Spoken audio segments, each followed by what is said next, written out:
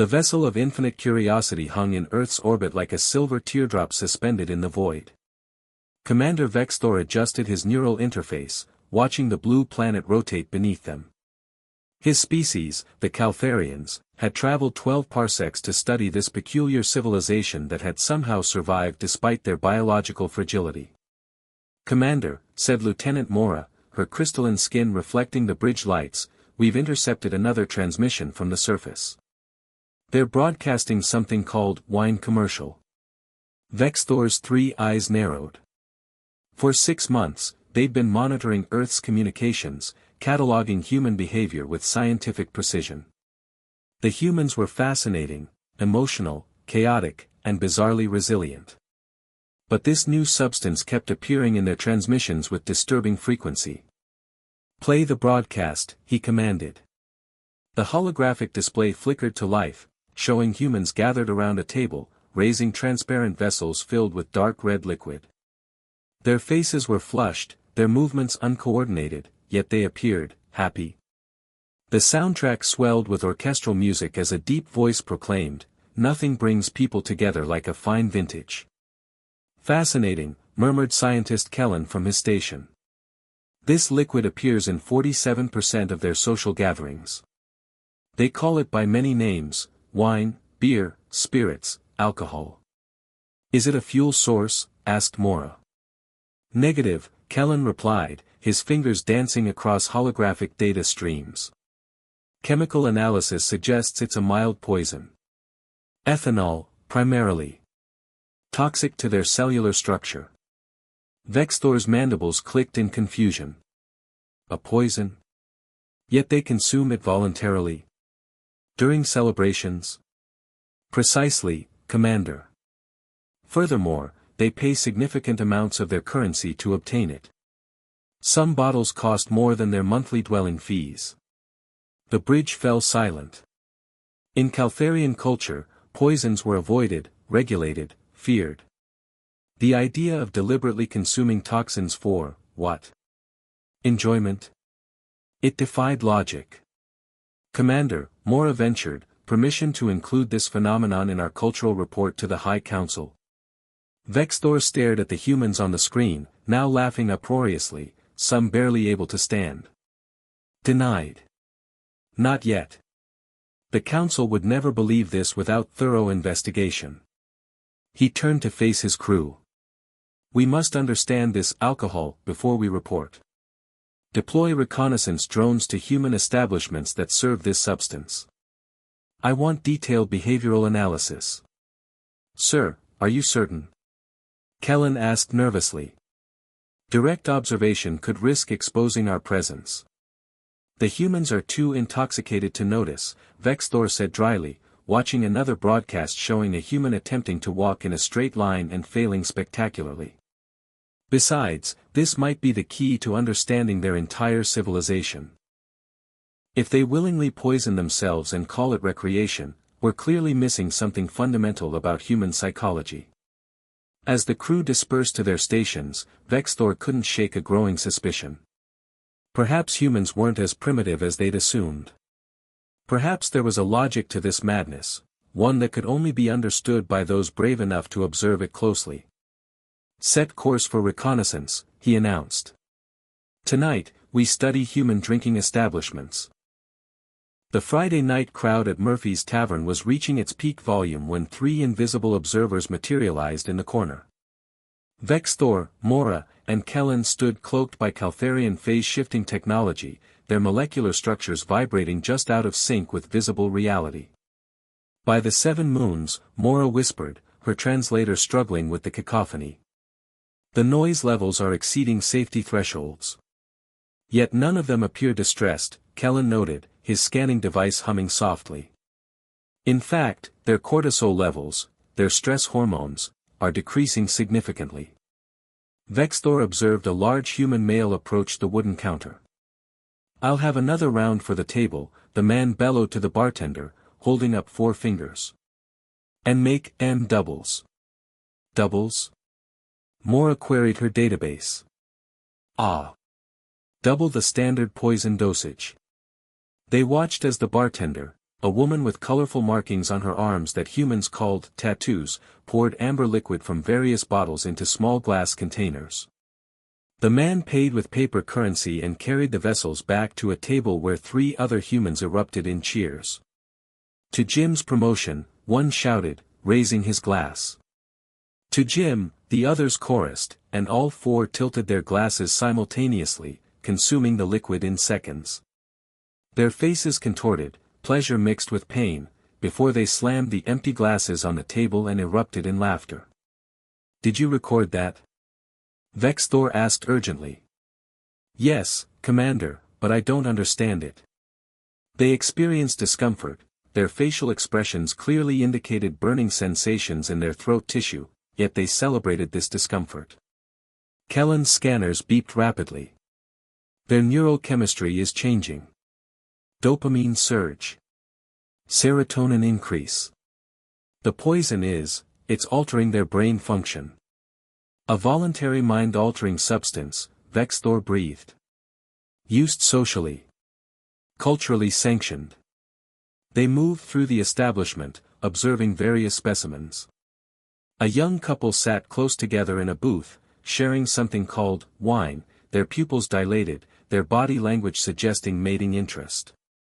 3 middle-aged females occupied another table, laughing so hard that tears streamed down their faces as they consumed bright blue liquid through thin tubes. That one's called a cocktail, Mora read from her database. Multiple types of alcohol combined with flavoring agents. Sometimes decorated with small umbrellas. "The umbrellas serve a functional purpose?" asked Kellen. Negative. Purely aesthetic. Vexthor was beginning to see a pattern. Every human in this establishment was gradually losing motor control, yet their social bonding appeared to strengthen. Strangers conversed with ease. Shy individuals became animated. Reserved humans sang along to the musical vibrations emanating from wall-mounted speakers. Near the dartboard, they observed a particularly interesting interaction. A human male, clearly impaired, approached a female specimen. "You're beautiful," he slurred, his balance precarious. The female laughed. "You're drunk." "I'm drunk and you're beautiful." He grinned foolishly. Rather than respond with the aggression such forward behavior might normally warrant, the female simply smiled, patted his shoulder, and returned to her companions. "Note that," Vexthor said. "Alcohol appears to provide a social buffer. Behaviors that might otherwise cause conflict are forgiven, attributed to intoxication rather than genuine intent. A social lubricant," Kellen mused. "Like diplomatic immunity, but liquid." The bartender rang a bell loudly. "Last call, folks."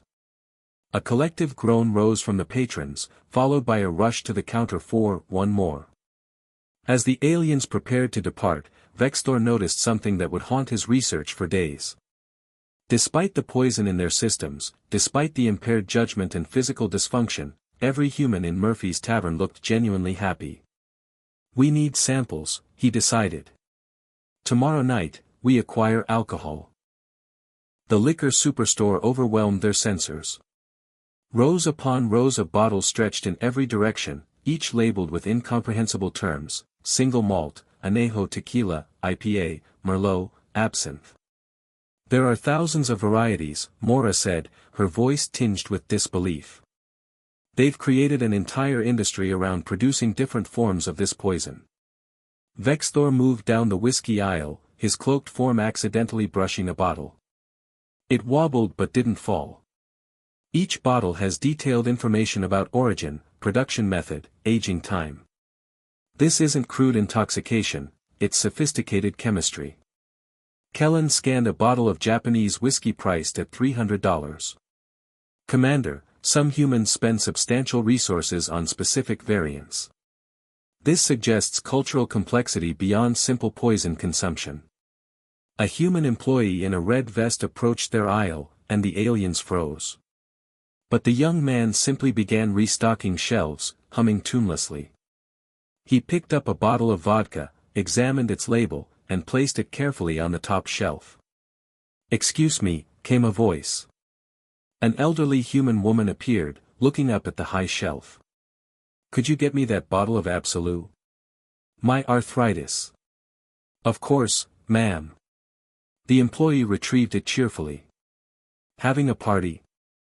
Book club tonight, she said with a conspiratorial smile. We discuss less and drink more every year. The employee laughed. Sounds like my kind of book club. After the humans moved away, Vexthor made his decision. We'll take a representative sample. Mora, acquire 1 bottle from each major category. Use the molecular transporter, no physical contact. Over the next hour, they collected 12 bottles, vodka, gin, rum, tequila, whiskey, bourbon, beer, red wine, white wine, champagne, and 2 items labeled Everclear and Absinthe that came with warning labels. Back aboard the ship, they arranged the bottles on a laboratory table. Under proper lighting, the liquids revealed unexpected beauty, amber whiskey glowing like captured sunlight, wine red as human blood, clear vodka pristine as water. Begin analysis, Vexthor ordered. Kellen worked his instruments carefully. Ethanol content varies from 4% to 95%. The Everclear is nearly pure ethanol. This could sterilize equipment. Yet humans drink it. According to this database, yes, though usually mixed with other liquids. Mora examined the wine bottle. This label claims notes of cherry, oak, and tobacco. How can a liquid have notes? Notes are musical. Human sensory description is highly metaphorical, Kellen explained. They describe taste and smell using terms from other sensory experiences. Vexthor picked up the whiskey, Glenfiddich 18-year. The label was elegant, traditional, speaking of heritage and craftsmanship. 18 years, he read aloud. They aged this deliberately, waiting nearly 2 decades to consume it. That suggests delayed gratification, Mora observed. Sophisticated temporal reasoning. Or obsession, Kellen countered. We still don't know why they do this. Vexthor unsealed the whiskey. The aroma hit their olfactory sensors immediately, complex, layered, nothing like the simple poison they'd expected. Sweet maltiness, smoke, something almost floral. It's not unpleasant, Mora admitted. We need to test it, Vexthor announced. His crew stared at him. Commander, we can't, Kellen protested. We don't know how it will affect Caltharian physiology. Exactly. Which is why we need to know. We're scientists. Controlled exposure under laboratory conditions. He paused. I'll go first. Prepare the medical scanner. If I show signs of distress, you'll have baseline data for the antidote. Mora's crystalline skin flickered with concern. Sir. That's an order, Lieutenant. We came to understand humans. We can't understand this without experiencing it. With trembling hands, Vexthor poured 1 ounce of whiskey into a Caltharian specimen container. The amber liquid settled, catching the laboratory light. For science, he said, and drank. The whiskey burned down Vexthor's throat like liquid fire. His 3 eyes watered, and he coughed violently, nearly dropping the container. Commander. Mora rushed forward, scanner in hand. Your vital signs are stable, Kellen read from his monitor, surprised. Elevated heart rate, increased blood flow, but no systemic distress. The burning sensation appears to be surface level only. Vexthor's breathing steadied. The burning faded, replaced by a spreading warmth in his chest. Interesting, he managed, his voice rough. Very interesting. Sir, your speech patterns are already affected, Mora noted with concern. No, I'm fine. Actually. He paused, trying to articulate the sensation. I feel relaxed. My shoulder tension is decreasing. You know how my third eye always twitches when I'm stressed. It stopped. Kellen consulted his readings. Your cortisol levels are dropping. Dopamine is increasing. The ethanol is crossing your blood-brain barrier and affecting your neurotransmitters exactly as it does in humans. But we're not biologically similar to humans, Mora protested. We're silicon-based. They're carbon-based. How can the same substance? Apparently, intoxication is universal, Vextor interrupted, surprised by his own boldness in cutting her off. Normally, he'd never interrupt a subordinate. Give me more data. I need to understand the progression. Kellen hesitated. Commander, perhaps we should wait. More data, scientist. That's an order.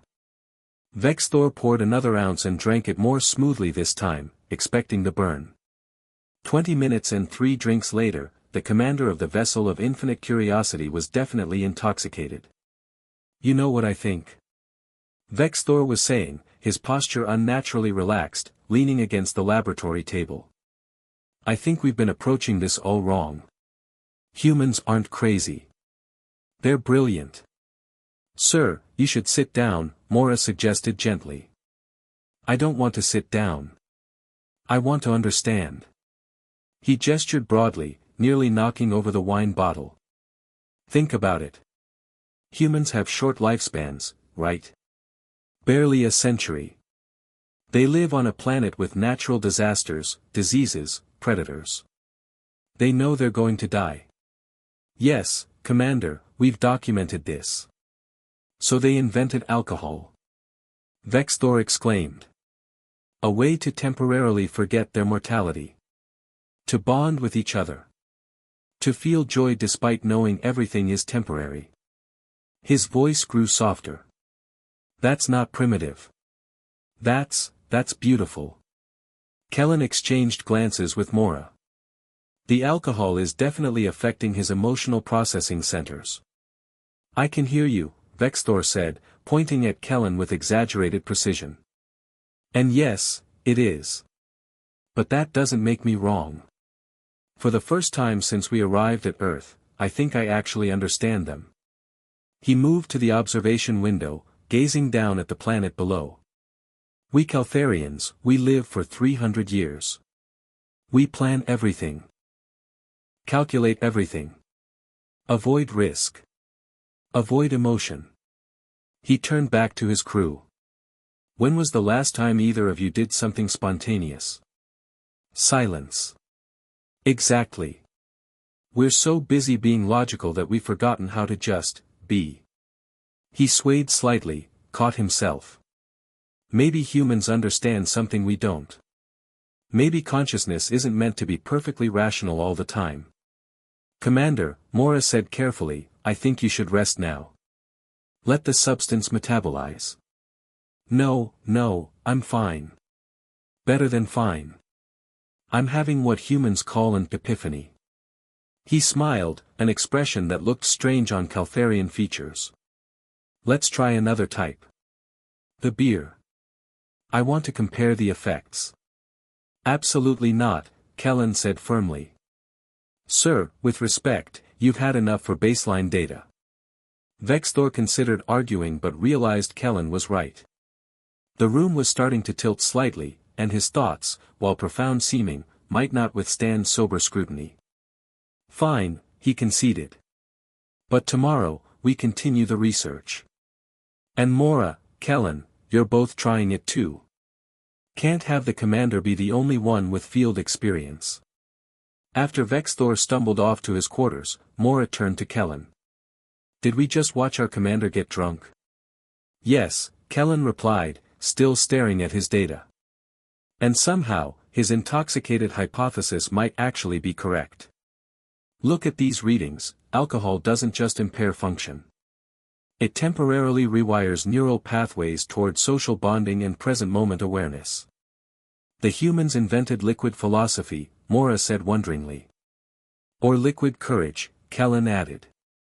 Same thing, perhaps. I still don't think this is a good idea, Mora said, adjusting her holographic disguise. She now appeared human, brown hair, medium height, wearing what their database identified as casual Friday attire. Beside her, Kellen checked his own disguise nervously. Commander, the risk of exposure is minimal, Vexthor interrupted, examining his reflection in the ship's mirror. His human disguise had salt and pepper hair and distinguished features. Our holograms are perfect. Besides, observation from a distance only teaches us so much. To truly understand alcohol's role in human culture, we must participate. They'd chosen an establishment called the Brass Monkey, a neighborhood bar that their research suggested was friendly and laid back. As they materialized outside, having transported to a nearby alley, they could hear music and laughter spilling through the doorway. Remember, Vexthor instructed, we're co-workers celebrating the end of the work week. Mora, you're in marketing. Kellen, accounting. I'm management. Keep it vague. They pushed through the door into a wall of warmth and noise. The bar was packed with humans in various states of relaxation, clustered around tables, perched on stools, gathered near a glowing jukebox in the corner. Welcome, boomed a large man behind the bar. Grab a seat anywhere, folks. I'll be right with you. They found an empty table near the back.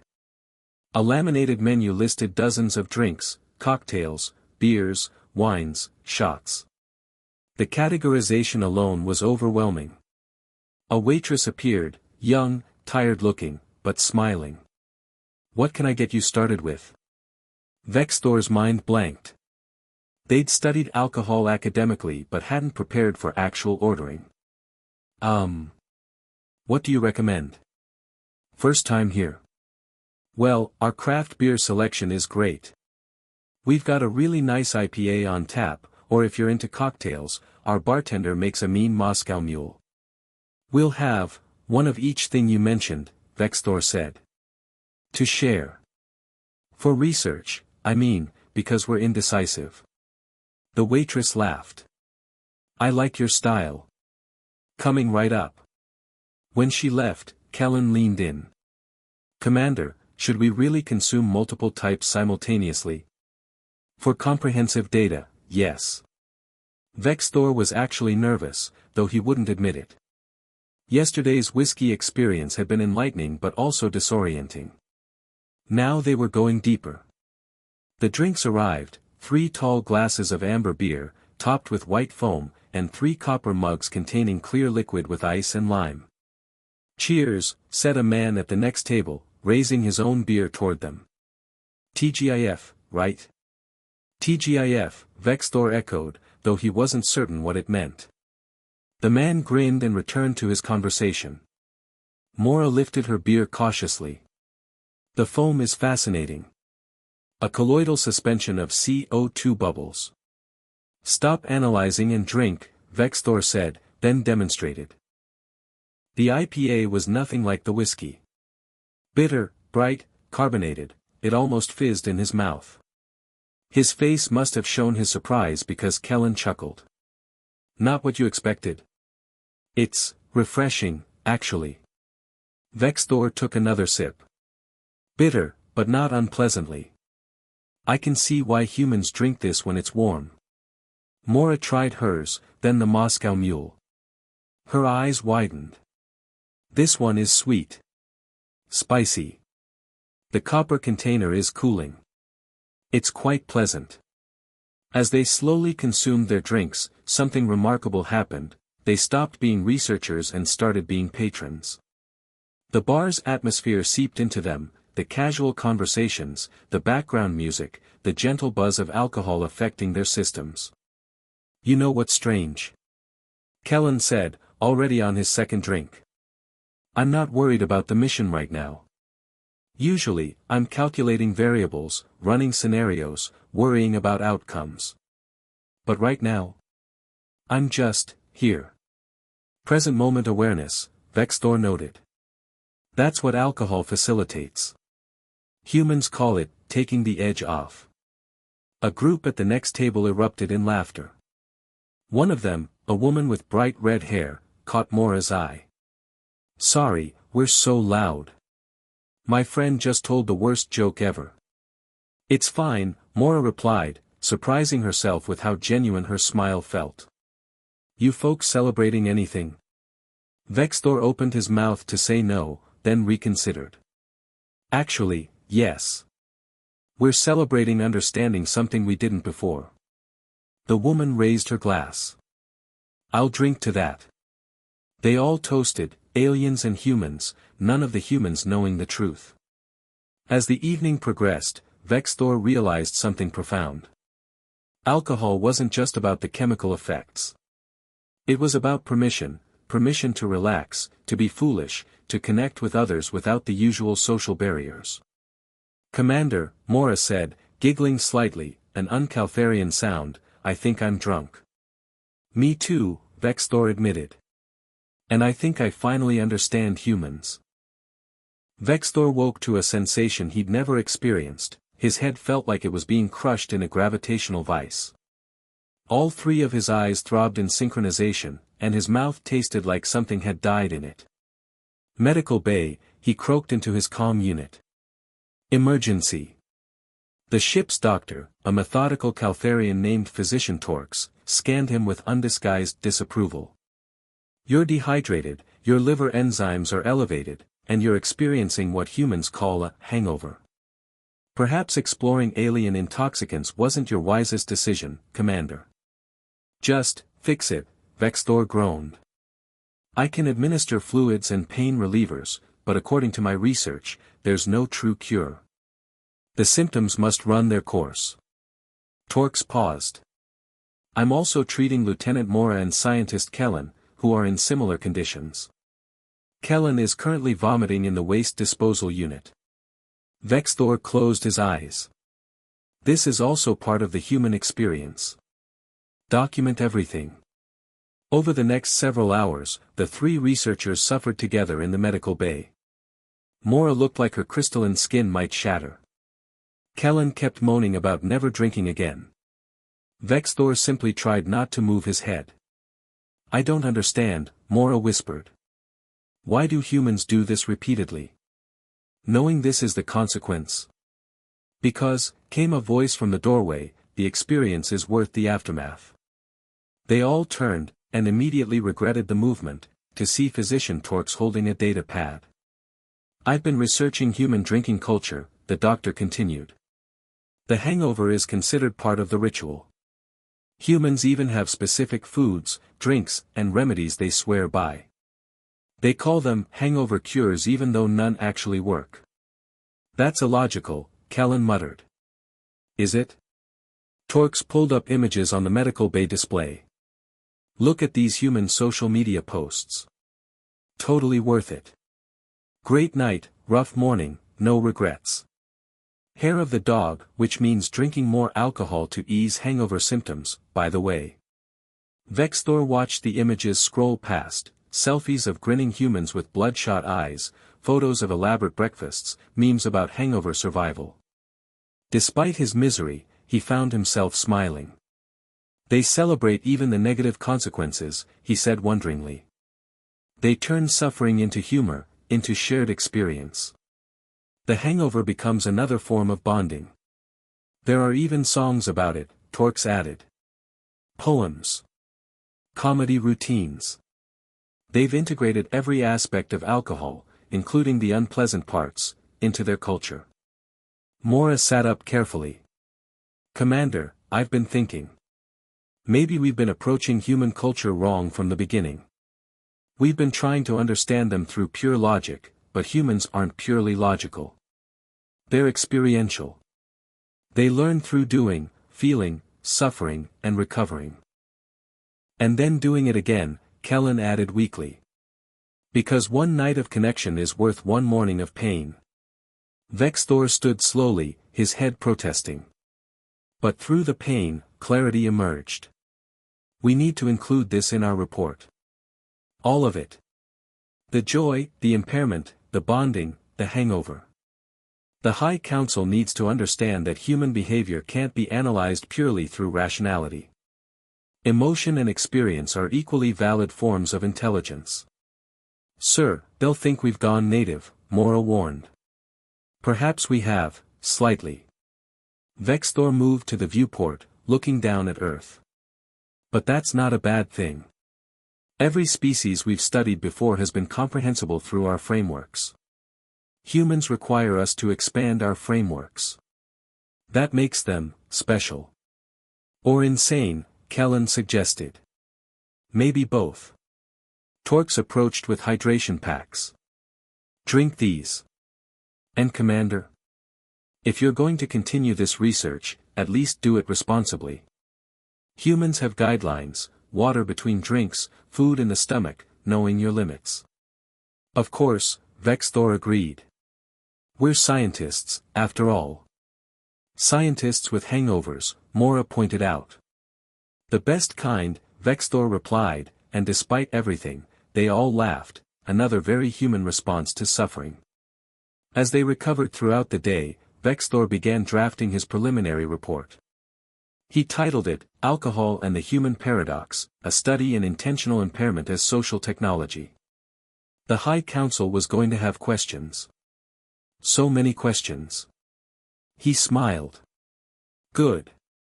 Questions meant interest. And interest meant understanding.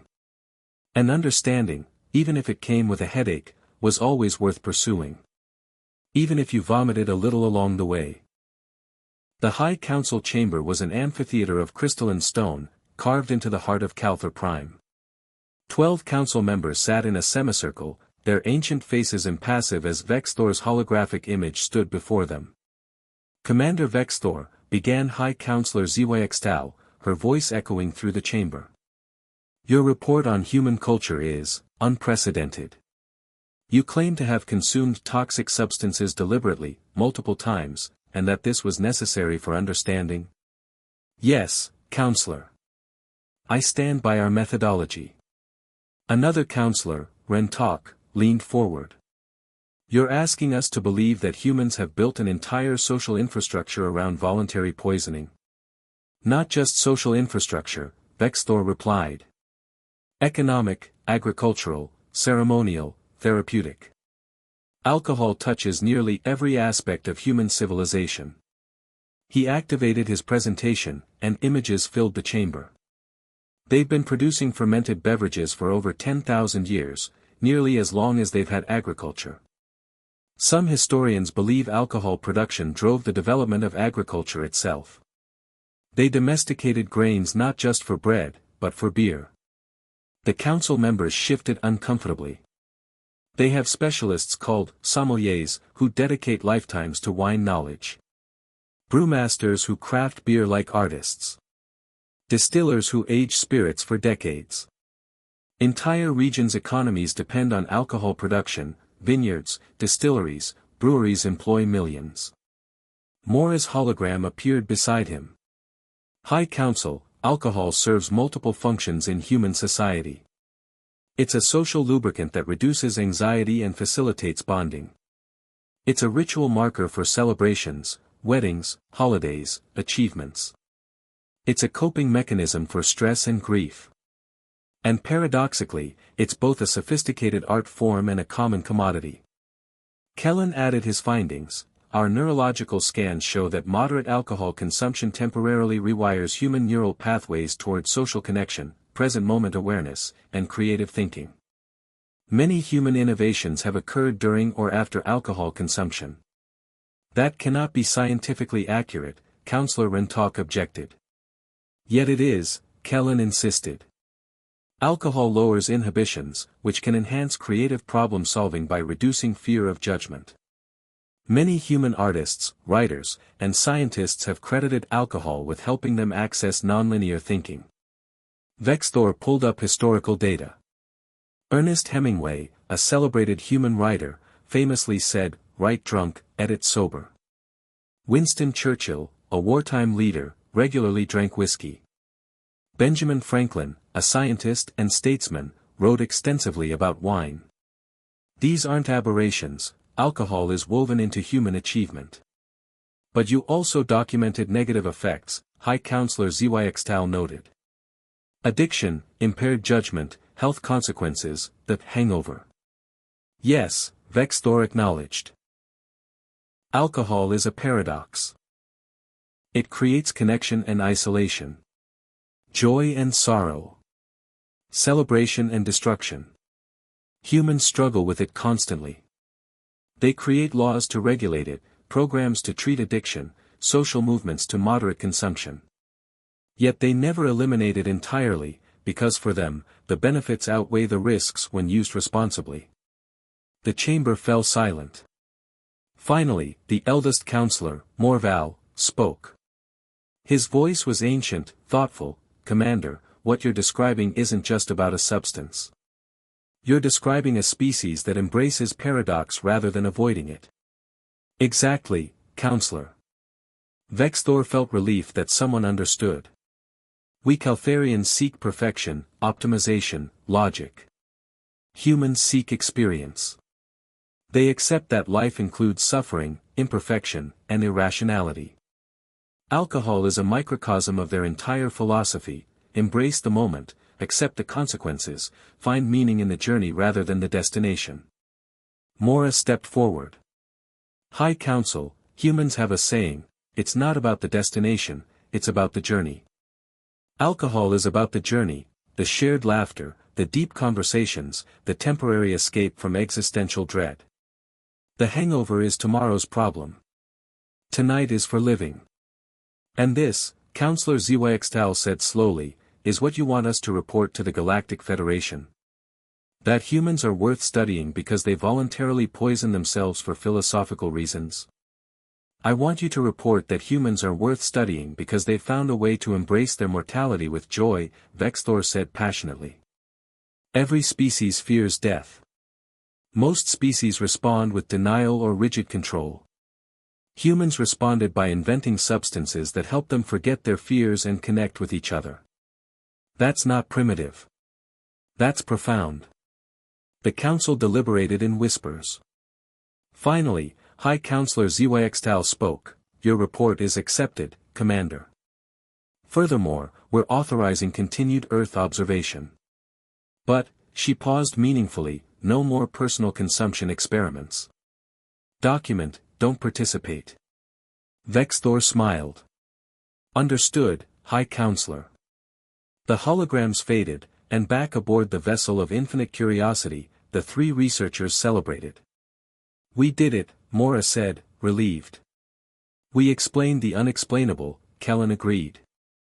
Vexthor looked at the bottles still sitting in their laboratory, representatives of a substance that had taught him more about humanity than months of observation. He picked up the whiskey, the one he tried first, and read the label again. To absent friends, and to the future, it said in elegant script. Commander? Mora asked. Are you going to? Just one, Vexthor said, pouring a small measure. To celebrate. Responsibly. Mora and Kellen exchanged glances, then joined him. As they raised their glasses, three aliens in the emptiness of space, drinking whiskey and pondering humanity, Vexthor thought about Earth below. About the bars full of people laughing, arguing, crying, connecting. About the universal need to sometimes just let go. To humans, he toasted. The most beautifully illogical species in the galaxy. To humans, his crew echoed. And somewhere below, in a bar called Murphy's Tavern, a bartender poured another round, completely unaware that she was being celebrated by aliens who finally understood. Alcohol, Vexthor realized, wasn't just a substance. It was a philosophy, a technology, an art form, and a prayer all mixed together.